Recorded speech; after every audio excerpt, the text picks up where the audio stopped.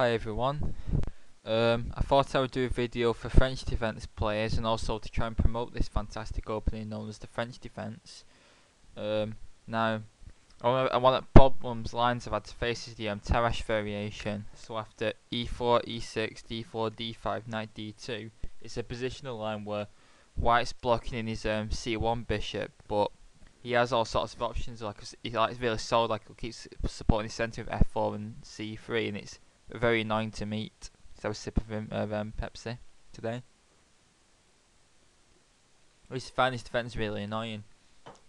However, I've found some life after a brief flirtation with 3 bishop b7. I've hopefully found a good line here, which I'm going to play in serious games with knight f6, which is it's not actually like knight f6 against knight c3. Some differences. First of all, after e5, knight fd7. Now white can actually play f4 and c3 and keep supporting his centre, and that's an interesting line which I might do a video on another time. But what I'm going to focus on is a few moves deeper in the main line, which is bishop d3. Then you hit white's centre with c5 and they'll support it with c3. That's one of the advantages over playing a Tarrasch over 3 knight c3, because you can do that. So your centre is more solid, although it's not as aggressive. Like with 3 knight c3, black can get hacked pretty quickly, but on this line you're unlikely to lose quickly. But this is a positional line, and there's potential for being positionally crushed with no counterplay for 6 hours in 4 NCL, as hopefully I won't be doing tomorrow, seeing as one of my likely opponents plays this variation. So after knight c6, knight e2. So I thought I'm doing a bit of prep. I might as well do a video as well of the preps. Hopefully my opponent won't see it. CD, CD, and f6. This is what hopefully I'll be playing over the board tomorrow in the 4 NCL. Now this is a risky move played by fighters, like hackers like Simon Williams. You'll get playing this. It's one of the most aggressive lines of the French, I think. First of all, white centre. Something's going to have to give him white centre, by the way. There's too much pressure on it. Now if white tries to play f4 at this stage, after f takes c5, white can't play f takes c5 because if knight takes d4, winning the pawn safely, because if knight takes, then queen h4 wins the knight back with interest. And if d takes c5, then it gives up the c5 square, and after bishop c5, white can't castle, and things are looking pretty bleak already. So white has two moves. He can play the positional line, which is the main line, and what I'll probably get tomorrow by the looks of it. Or he can play he can try and take advantage of f6 directly with knight f4. So which to look at first? I can have a look at knight f4 or e takes f6. I'll look at knight f4 first because that's the most aggressive move, like trying to take advantage of the diagonals. You play knight f4, you're sacrificing d5 to try and go after d4, sorry, to go after black's king. Black can actually bail out with queen e7, which protects e6, which was attacked, and if queen h5 can make by queen f7, but it's just I'm not like stuff like that. After knight f3, f takes c5, d takes c5, I think white's always going to have a small advantage in this, but small but stable advantage, because your queen's hemming your bishop. It's all a bit passive and it's not for fighters. The real challenge is the move knight takes knight takes d4, pilfering that pawn. Of course white can win the exchange by force. Now it's an exchange sack this. So if you're not prepared to sack pieces, do not play this line, or at least play queen e7 and try and hang on for a draw with no counterplay. So white of course will play queen h5 check, otherwise your pawn down for nothing. Now you have to move your king. Now e takes f6, knight takes f6, and now the tactical move knight g6 check, which wins the exchange because you have to take, and after queen takes h8, white has won the exchange. Now you can play king f7, protecting g6, and white will play queen h4, moving the queen from attack. Any discoveries that may happen after, say if you played knight f3 now, then that'll be hammered by bishop b4 check, winning the queen. So queen h4, attacking the knight, and now you play e5, supporting it. This is where the real fun begins. So if you take a look at this position, what do you think of it? Now, black sacrificed the h8 rook, and in return there's destroy white's centre. White had to play e takes f6, removing his centre pawn. The other one was lost on d4. So white's up a point in material, but black's got two strong mobile centre pawns as compensation and a well placed knight.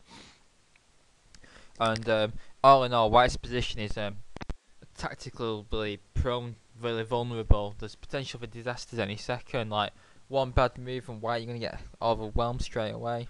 So you have to be very careful. There's tricks everywhere. It's like a minefield of traps, this line. Of course, if it goes horribly wrong for black, you don't know his stuff, you're going to be exchanged down for nothing. But I think it's quite easy to play this for black. A lot more easy than it is for white. And as white, you're going to need to know your stuff more. But you do need to know some theory in this line, which I will be dictating over the course of the video. So we need to like get this mobile centre going. We need to develop the rest of our pieces, and we need to get some meat going. Otherwise, white's going to build up material for nothing. And black's king isn't overly safe. Well, it's safer than it looks actually. I think it's hard to get black's king, but black is down material, so has to make most of it running. So first of all, white's main moves are knight f3 and knight b3. These moves both clear the way for the c1 bishop to come into the game. Shows white a strong centre knight, and also say if white just say castles, then black can get his centre win immediately with e4 hitting the bishop, and after bishop b1. Both bishop d7 and bishop d6, despite the material deficit, are given as much better for black. They're like minus 0.5, and so black's got what is like 1.5 pawns worth up on position, and you can see why. Black's got two raking bishops. I mean, one advantage of this line is that the c8 bishop, which is usually dead, is actually really strong in this line, and then still does get swapped off quite a lot. But just such a good position for black this to play. I mean, black's bishops are both really good, but white's bishops are both dead. I mean, alright, the c1 bishop will get into the game soon, but the b1 bishop's blunted by black's strong centre. Black's got a pass d pawn, a very strong central knight, which maybe comes to f5, hitting the white queen in the process. White's pieces are all passive. That rook's going to take a long time to get in the game, and white's position is very accident prone. This is better for black. So if white wants to try and get something from this opening, and maybe consolidate his extra material, he needs to like attack black's knight. So like either knight b3 or knight f3 seems to be moves. You have two options as black. So let's look at knight f3 first. So knight f3 challenging the knight, and black can either, the main move is bishop b4 check, which forces white to give up castling rights, which is quite risky. But yeah, he has to do, because if he blocks with a piece, say bishop d2, then one of the tactical shots and traps in this line is to play knight takes f3, g takes f3, and bishop takes d2 check, winning the piece. And then while black will have a bishop, a knight, and a pawn against the rook, and well, white's just dead. Because if he takes the knight, then we have so a bishop, then we have knight e4 check, and winning the queen with discovery. So he has to play king f1, getting out of all of it. And now if you don't do anything, white's going to be better now, because his king isn't as bad as it looks, but you can go e4, getting this mobile pawn centre rolling with tempo. And knight e5 check, king e6, bishop f4, e takes d3, queen h3, king e7, knight takes g6, king f7, queen takes d3, and bishop c5. And although it's equal material, black's much better here, because white's king is horribly misplaced. And black's going to play bishop f5, and it's got tremendous activity. I'm just going back. If after e4, knight takes d4, e takes d3 is also good for black. I forgot to put it in.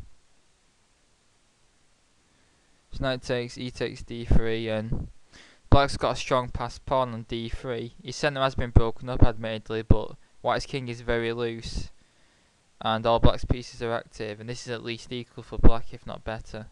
Also, plans like queen e7 and then threatening like queen e1 mate are looming, and white's in big trouble. So that's quite interesting.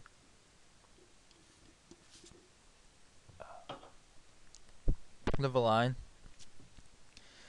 After knight f3, you can also play knight takes f3 check, g takes f3, bishop f5, swapping off your worst of the bishops, and after bishop takes f5, g takes f5, a very big mobile pawn center now, bishop g5, and now before bishop e7 it's best to insert queen a5 check, which unpins with check, and king f1 is the best move, giving up castling, because if bishop d2 then queen b5, hitting b2 is awkward. You could say of course bishop c3 and d4 wins. So white has to like force into a bit of passivity there. After king f1, bishop e7, developing last piece, bringing other rook into the game, and black's got terrific compensation and white's king's misplaced. Black's got 3 strong mobile centre pawns. White's pawn structure is fractured. So really it's like equal material because of that, I think, but black's got a better activity after throw his queen as well, and his rook's going to come to c5 with decisive effect. So that's bad for white as well. So going back, knight f3 doesn't seem that good, and the other option, knight b3, is quite similar, because after either bishop b4 check, which again, if there's a bishop d2, then we just so bishop b2, then we have knight takes b3, that's hitting the rook. So if queen takes b4, knight takes a1, is a piece and a pawn up for black. And if bishop takes g6 check, king takes g6 check, a takes b3 takes, knight e4 is black's got 2 minor pieces for a rook all of a sudden with strong mobile pawn centre, which is another recurring theme in this line, and white's going to get swamped pretty quickly in this position. Or knight takes, and if a takes b3, then bishop takes d2 with the same tactic as earlier, where white's queen's fallen to a discovery if the piece is taken back. So that can't happen, so king f1 is forced, and now we take on b3, inflicting weak double pawns on white, and then we pull the bishop back to c5, which hits at f2 and is a menace. It's so menacing that white's best by far is bishop e3, which blunts the bishop, and then black swaps off, giving white weakening white's king side and giving white a horrible pawn structure with that pawn in e3, as well as the double isolated pawns on b file. Again, you play bishop f5, another theme in this line, swapping these pieces off. And now white can either play bishop takes f5, e takes f5, queen b4, hitting one of black's weak spots, b7. Now you defend it with queen d7. And then, again, black's got terrific compensation with white's terrible pawn structure.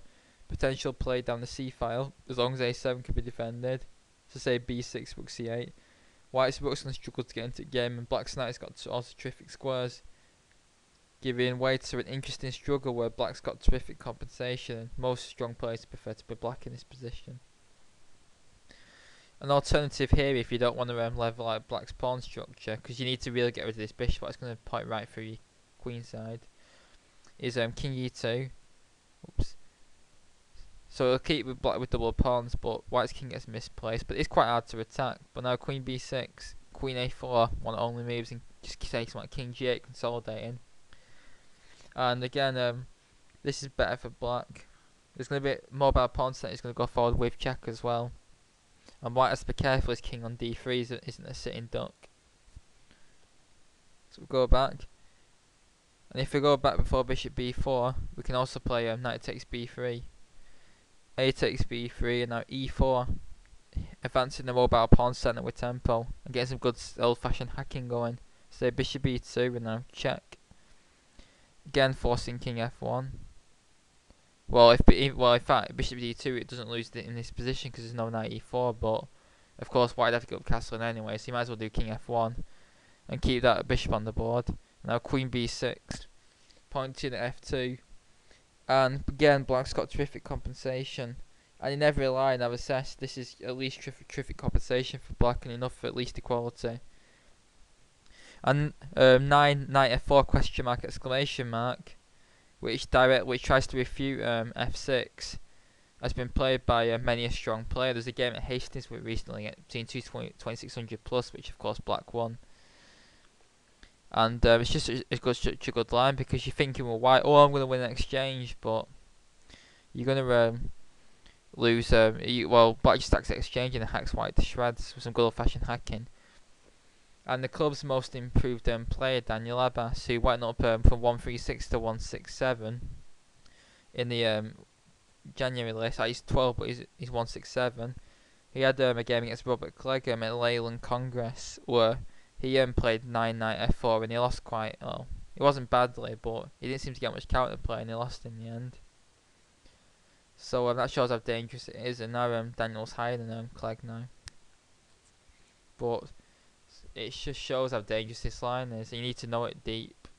And hopefully with playing this video will give you a good idea of the themes and ideas. But most people won't play knight f4. There's a positional line with and try for the advantage with e takes f6, the other move. Let's have a sip.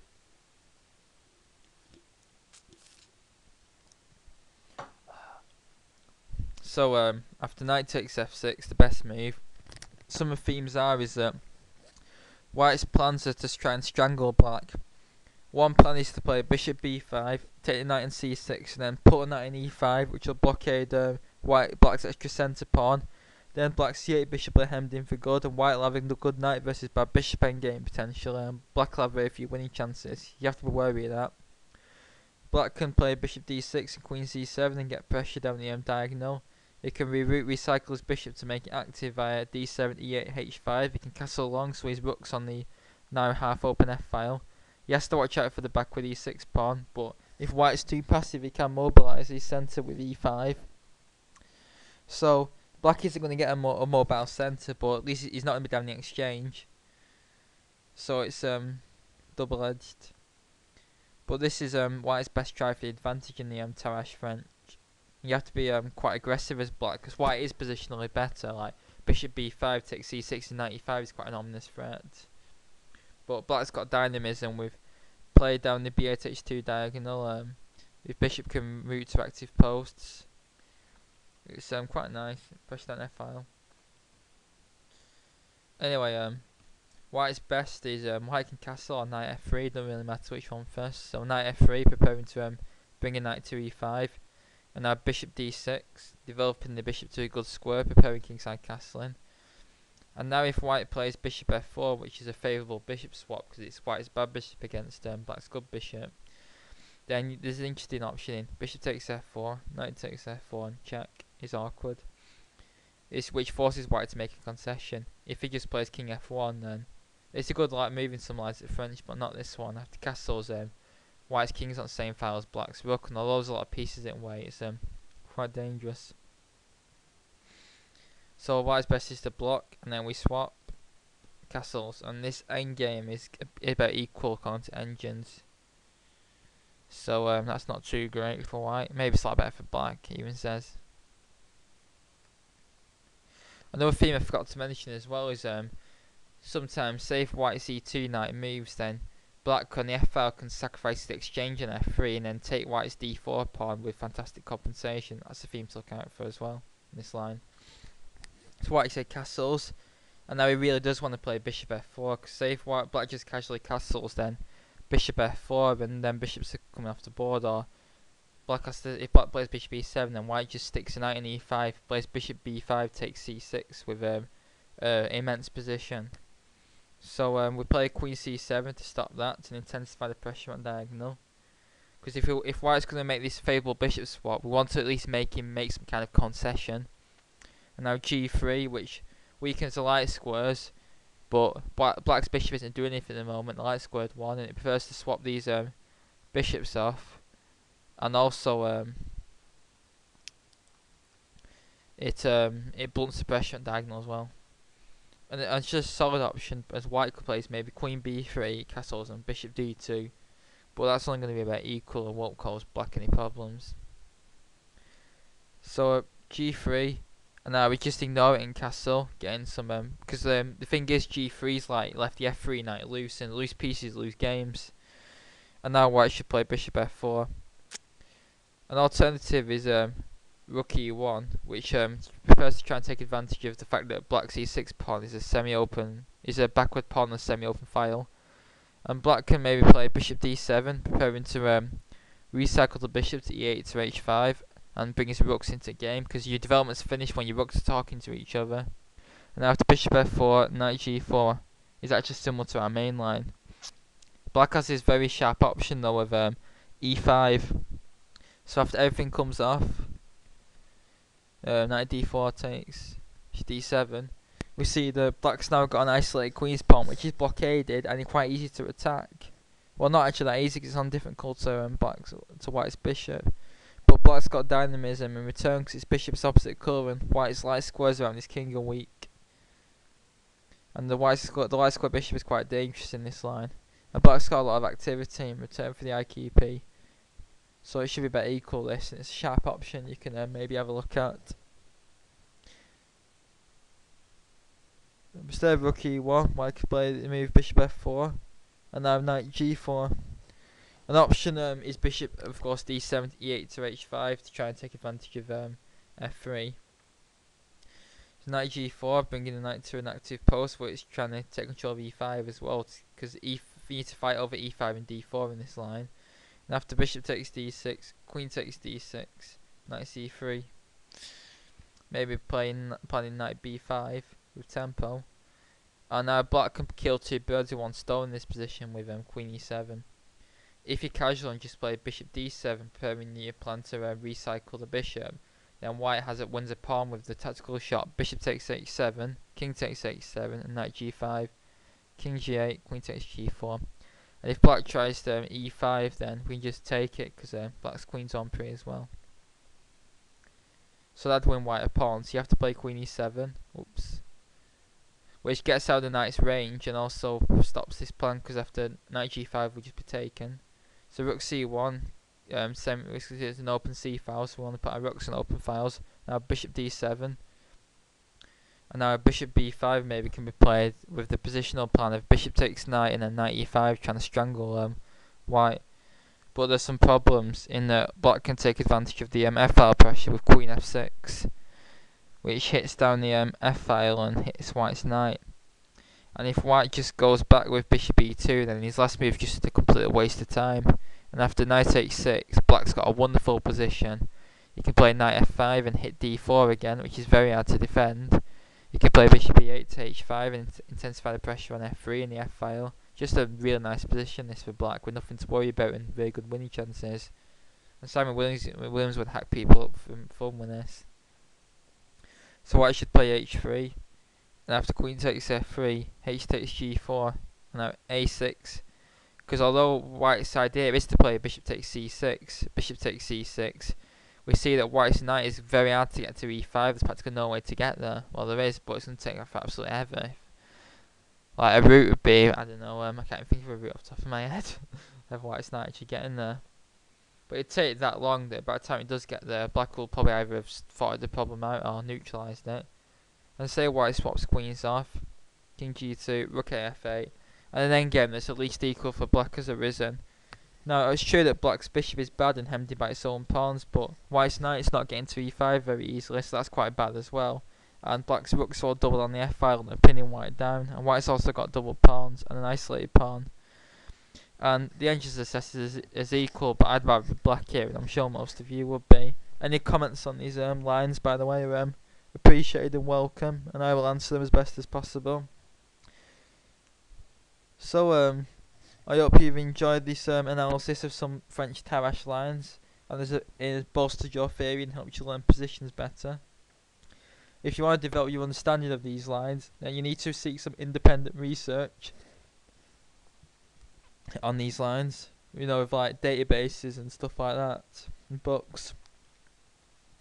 For now, I hope you enjoyed this video. Please subscribe to the channel and recommend it and favourite videos which you like. It does help. And please leave any comments and thoughts. Thanks very much.